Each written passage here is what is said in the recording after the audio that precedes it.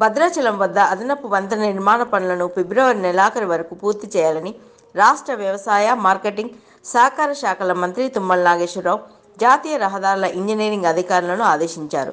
ఆదివారం భద్రాచలం వద్ద వంతెన నిర్మాణ పనులను ఆకస్మిక తనిఖీ చేశారు. ఈ సందర్భంగా ఆయన మాట్లాడుతూ పనుల్లో తీవ్ర జాప్యం జరిగిందని, వేగవంతం చేయాలని చెప్పారు.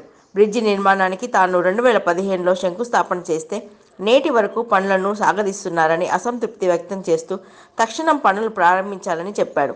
వంతెనకు ఇరువైపులా అప్రోచ్ రహదారి పనులను తక్షణమే ప్రారంభించాలని చెప్పారు.